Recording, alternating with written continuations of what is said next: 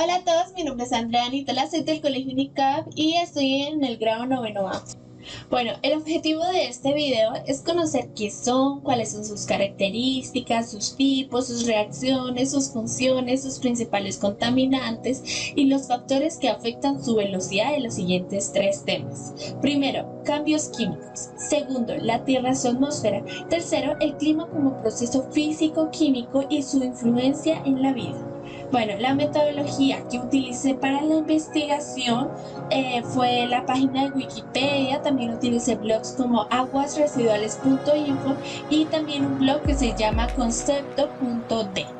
También utilicé las TIC del Colegio UNICAP y su biblioteca, al igual utilicé YouTube. Empecemos hablando sobre los cambios químicos. Son un tipo de alteración en la materia que modifica su constitución química, o sea que altera su naturaleza o no solamente su forma. Esto quiere decir que los cambios químicos, o también llamados reacciones químicas, implican ruptura y formación de los enlaces químicos para formar nuevas sustancias o compuestos. Las reacciones químicas ocurren cuando se combinan su estructura química en el proceso y puede consumir reacciones endotérmicas o liberar reacciones exotérmicas, o la energía, para generar dos o más sustancias nuevas. Algunas reacciones pueden provocar explosión, como la reacción exotérmica. Los factores que afectan la velocidad de las reacciones químicas son el aumento de temperatura, el aumento de presión, el estado de agregación en que se encuentren los reactivos, el empleo de catalizadores, la energía luminosa y las concentraciones de los reactivos. Bueno, ahora hablemos sobre los ejemplos de los cambios químicos. Uno puede ser la respiración, ¿sí? Entonces es un proceso biológico de cambio químico en el que se toma oxígeno del aire y se lo emplea para reaccionar con la glucosa que obtenemos de los alimentos, generando altos niveles de energía química y cantidades de dióxido de carbono de desecho que deben ser expulsadas del organismo. Ahora hablemos de la lluvia ácida. Se produce en entornos en los que la atmósfera está muy contaminada. Suelen ser el resultado de cambios químicos que se dan entre el agua almacenada en las nubes y otros gases dispersos en el aire, cuyo contenido de dióxido de nitrógeno genera ácido sulfúrico o ácido nítrico que caen junto a la lluvia.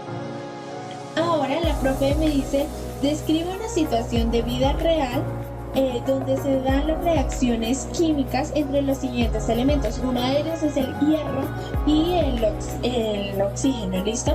Entonces dice, cuando se oxida una puntilla de hierro y están expuestas al aire, o sea el oxígeno, o la humedad, pasado un tiempo podemos observar una capa de óxido de hierro. Entonces aquí podemos ver pues las puntillas así todas oxidadas. Y ahora también otra es mezclado el azufre y el hierro. Entonces puede hacer este experimento en casa o en un laboratorio. Entonces utiliza los materiales son el azufre en polvo y hierro en polvo, ¿listo? Entonces vierte esa mezcla en un tubo de ensayo y luego acerca un imán al tubo de ensayo y observa qué ocurre con la mezcla. Entonces vamos a ver que donde va el imán pues va pasando esa mezcla del hierro en polvo y el azufre. Ahora el hierro, por ejemplo, se puede magnetizar. Ahora calienta el tubo de ensayo con la llama de un mechero Bunsen. El hierro reacciona el azufre en una reacción altamente exotérmica para formar un nuevo compuesto. Vuelve a acercar el imán al tubo, o sea, hazlo de nuevo y observa qué le ocurre al nuevo compuesto que se ha formado. Obviamente en este ejercicio ya no va a seguir cuando pases el imán ya no se va a ir esta mezcla a donde está el imán, ya que es un nuevo compuesto. Ahora, por último, vamos a hablar sobre el ácido clorhídrico y la cal o carbonato de calcio. En un recipiente ponemos el ácido y luego le ponemos el carbonato de calcio con cuidado, ¿listo? Y observamos cómo reacciona generando un gas. Esta es una reacción ácido-básico. el carbonato de calcio reacciona con el ácido clorhídrico formando cloruro de calcio, que es soluble y liberando dióxido de carbono. Ese dióxido queda en donde una flama no puede permanecer porque no hay presencia de oxígeno. Si intentas, por ejemplo, poner un fósforo dentro de este recipiente, se va a apagar de inmediatamente ya que no encuentra oxígeno. ¿Listo? Ahora hablemos sobre la Tierra y su atmósfera. ¿Qué es? ¿Cuáles son sus funciones? Bueno, primero es la parte gaseosa de la Tierra, siendo por eso la capa más densa del planeta. Está constituida por varios gases que varían en cantidad según la presión a diversas alturas. Esta mezcla de gases que forma la atmósfera recibe genéricamente el nombre del aire. El 75% de masa atmosférica se encuentra en los primeros 11 kilómetros de altura. Los principales gases que la componen son el oxígeno, que es prácticamente como un 21%, el nitrógeno como un 78%, seguidos del argón, el dióxido de carbono y el vapor del agua, ¿sí? Entonces ahora hablemos de las funciones. Son 3 funciones. El primero, nos protege de pequeños objetos que vuelan del espacio. El segundo, es donde encontramos el oxígeno. El tercero es mantener la temperatura del día y de la noche. Ahora hablemos sobre las capas. ¿Listo? Son 5 capas, como podemos observar aquí. Entonces la atmósfera no es algo chiquito, sino es siempre extenso. Aquí es la Tierra donde nosotros vivimos y esto es lo que nos va a proteger. Ya vamos a descubrir qué es lo que sirve cada una de estas capas. La primera, que es la más cercana a la Tierra, se llama troposfera. Mide 10 kilómetros de altura y está más cerca de la Tierra. Ahí se encuentran las nubes y ahí sucede el viento, la lluvia, la nieve y más. La segunda es la estratosfera. Entre los 10 y 50 kilómetros de altura, ahí encontramos la capa de ozono. Es muy importante ya que nos cuida de los rayos del sol. ¿Sabías que los aviones vuelan ahí para no tener turbulencia? Entonces aquí podemos ver la capa de ozono. La tercera es la mesósfera. Está situada en los 50 y 85 kilómetros de altura. Es la capa más fría de la atmósfera, pudiendo llegar a los menos 90 grados centígrados. En esta capa se producen las estrellas fugaces, que son meteoritos que van entrando a la Tierra pero después se explotan. Y pues ahí es cuando suceden las estrellas fugaces. La penúltima es la termosfera. Está situada entre los 85 y 500 kilómetros de alto. Es la capa más caliente y gracias a ella se regula la temperatura. Esta capa puede llegar a tener más de 2000 grados centígrados. Aquí orbita la estación espacial. Y por último, la exósfera. La exósfera está entre los 500 y 10.000 kilómetros de alto. O sea, está súper arriba, ¿listo? Y aquí no hay oxígeno, sino hidrógeno y helio. Además, es la primera defensa de los rayos solares. Y aquí hay varios satélites. Bueno, ahora las principales causas de la contaminación por desechos químicos del agua, aire y suelo. Bueno, entonces, si hablamos de la contaminación del agua, algunos son agentes patógenos, los compuestos químicos orgánicos, los desechos orgánicos, las sustancias químicas inorgánicas, los nutrientes vegetales inorgánicos como el nitrógeno y el fósforo, los sedimentos o materiales suspendidos, las sustancias radioactivas y la contaminación térmica. Si hablamos de la contaminación del aire, son 4, como los desechos de los animales, la contaminación industrial, la lluvia de ácido nítrico y el químico tóxico. Y por último, si hablamos de la contaminación del suelo, son 8. Entonces, los fertilizantes sintéticos, el estiércol sin tratar, los insecticidas y herbicidas, las filtraciones en rellenos sanitarios, las pruebas atómicas, los accidentes nucleares, la tecnología agrícola nociva y las compactaciones de suelos. Bueno, ahora hablemos. ¿Qué produce el exceso del CO2 en la atmósfera? Bueno, en el aumento de la concentración de dióxido de carbono que calienta la capa inferior de la atmósfera y produce lo que globalmente se conoce como cambio climático. También afecta a las capas altas de la atmósfera. Bueno, lo que produce el exceso de CO2 son las deforestaciones, las empresas y la quema de combustibles fósiles.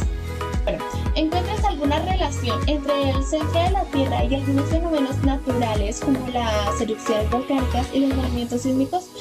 Pues busqué por internet y sí, por ejemplo, las erupciones volcánicas dice que se produce por el calentamiento del magma del interior de la Tierra, el mismo que busca salir a través de los volcanes, ¿listo?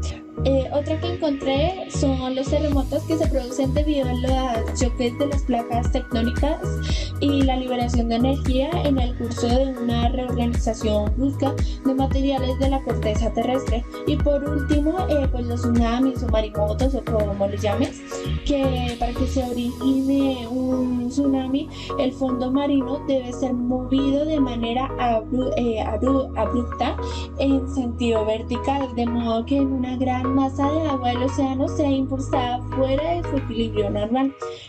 Cuando esta masa de agua trata de recuperar su equilibrio, genera olas.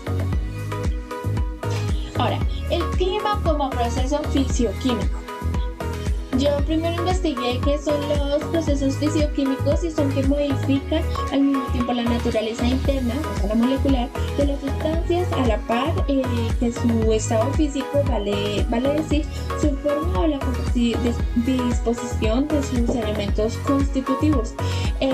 Tradicionalmente se distingue entre los procesos físicos y químicos en base a que los primeros modifican el estado de un objeto o una sustancia sin alterar su composición, mientras que los segundos alteran la esencia misma del objeto o la sustancia.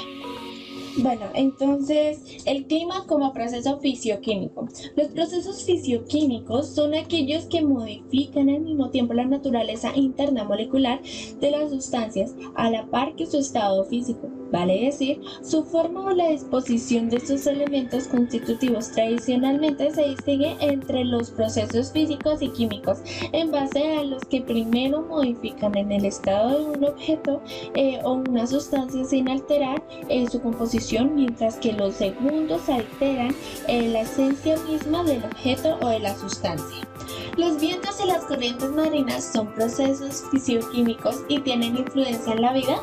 Bueno, pues investigué por internet según la pregunta propuesta por la profe, y dice que los vientos sí son procesos fisioquímicos y la influencia que tiene en la vida, pues si no lo cuidamos se va a contaminar, ¿sí? Al igual que las corrientes marinas.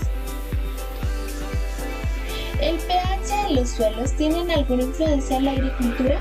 Bueno, el pH es una de las variables más importantes en los suelos agrícolas, pues afectan directamente a la absorción de los nutrientes del suelo por las plantas, así como la resolución de muchos procesos químicos que en él se producen. Las conclusiones de cada uno de los temas investigados. Primera conclusión. Podemos concluir que en los cambios químicos las sustancias se transforman en sustancias químicamente distintas. Las nuevas propiedades que el producto presenta dan pie a la identificación del mismo. Segunda conclusión. Podemos concluir que la atmósfera de la Tierra nos protege de los rayos del Sol, de los pequeños objetos que vuelan en el espacio y nivela la temperatura de la Tierra. Y por último, tercera conclusión, podemos concluir del clima como proceso físico-químico, que por ejemplo, los cambios de estado del agua, que a pesar de estar en estado sólido, líquido o gaseoso, sus propiedades siguen siendo las mismas. Aquí está la biografía de todo lo que investigué, como han visto, pero tranquilos, si quieren investigar más a fondo, aquí debajo de este video van a poder ver en las páginas por si quieren investigar más. Bueno, gracias por su atención, espero que les haya gustado mucho este video y nos vemos a la próxima. Bye.